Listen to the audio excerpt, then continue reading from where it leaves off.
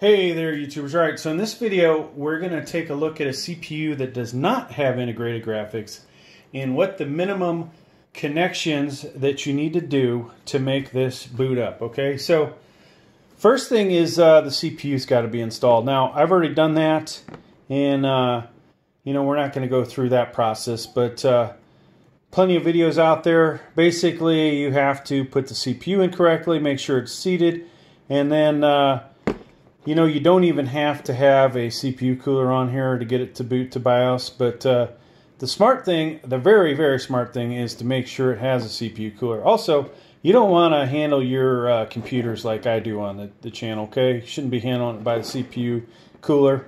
That is a no-no, all right? So, don't do that. Now, once you have verified your CPU is in correctly, and if you don't do it correctly, you could damage pins, your computer will not boot up, blah, blah, blah. If you have easy debug, it may even tell you that there's a problem, okay? So, let's move on. Now, to get to boot to BIOS, I'm going to need RAM, okay? Otherwise, I'm never going to see BIOS. So, we only need one stick of RAM, and it should be compatible. Now, what you want to do is, before you buy your RAM, check your manufacturer's compatibility list and verify it, okay? If you're like me and you have, you know, I don't know, 30 different types of RAM here, you're okay, because I'll stick one in here that works. But let's assume this one is compatible. We're going to go ahead and put this in. Now, your user manual will tell you, if you only have one stick, which one to put in. In this case, it's not even labeled, so I'm just going to go with it, folks. If it doesn't work in the first one, we'll try the other DIMM slot.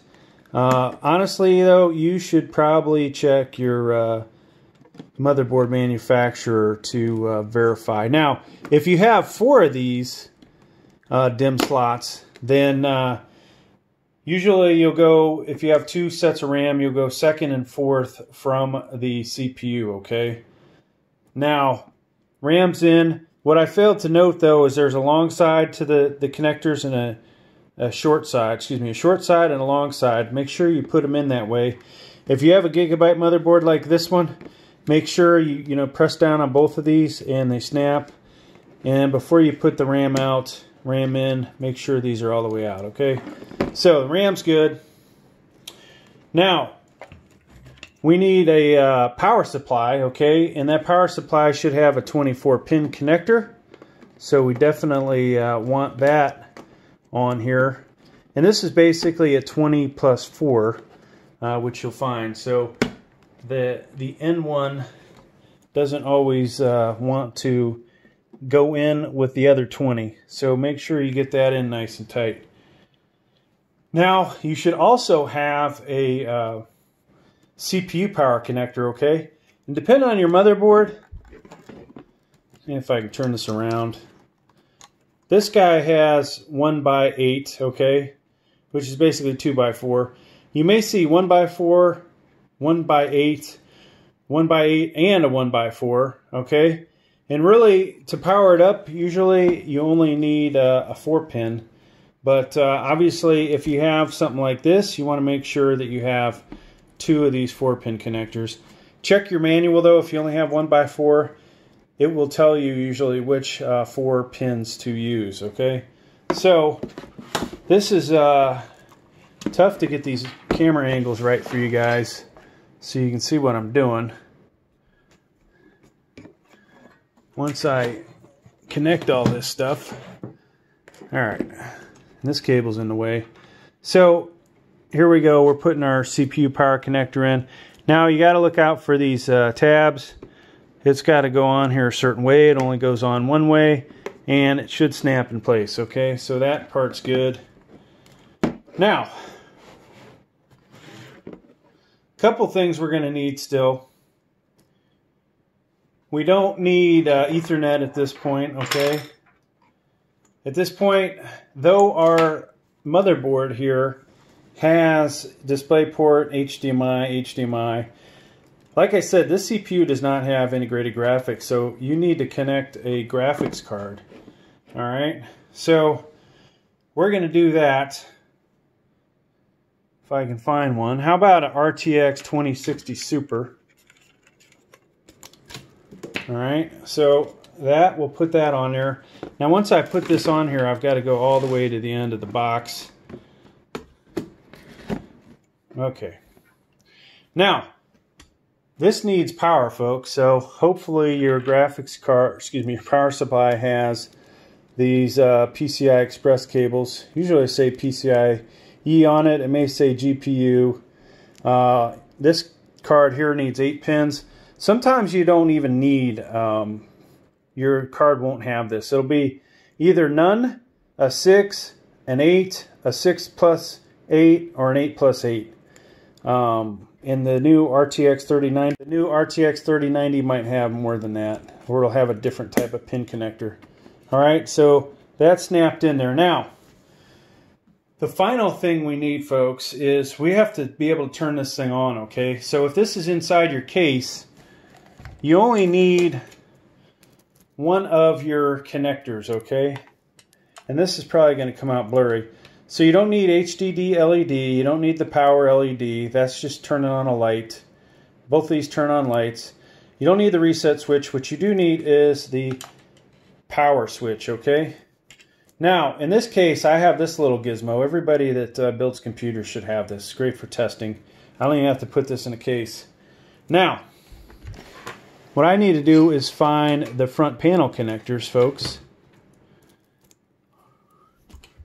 And they are right there next to the SATA connectors, okay? So, this is going to be difficult to do with the camera in the way, but I'm sure I can handle it. We've done this a few times. So, once again, power switch, the yellow and white wire. And in this case, it doesn't matter whether the text is going this way or the other way. Now, I do know that the power switch is on the second row of the front panel connectors, and it's the 3rd and 4th pins. Okay, so once we get those on, we should be good to go. All right. Now that we've got that going for us, okay, we need to make sure that our graphics card has its connector on there. All right, so I'm going to dismount the camera so we can look at it from the other side. So on my graphics card, you have HDMI, display port. This is a display port cable. I'm going to put that in there. And it looks like it goes this way. And I'm going to put that in. I might need 2 hands, so we're going to pause the camera. All right, so that cable just snapped in. Now, over on our power supply, which yours will be in a case, but looking at the back of it, you will want to flip this into the on position. Oops. This is off. That's on, okay? So you want it in this position. All right, so we've got that going. Display port. Make sure you have your monitor that the display port or HDMI or DVI dual is plugged in, okay? So once we've done that, folks, we're ready to hit the power button. So if you have your case, you'll use your case. In my case, I have this button. So we're going to hit the button. Hopefully you can, let's do something like this. You can see the GPU fan, hopefully. Maybe you need to see the CPU fan. Okay, here we go. Power on.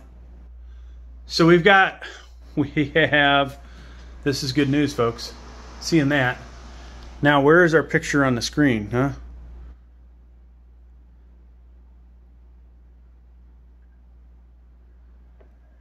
So momentarily crapped out.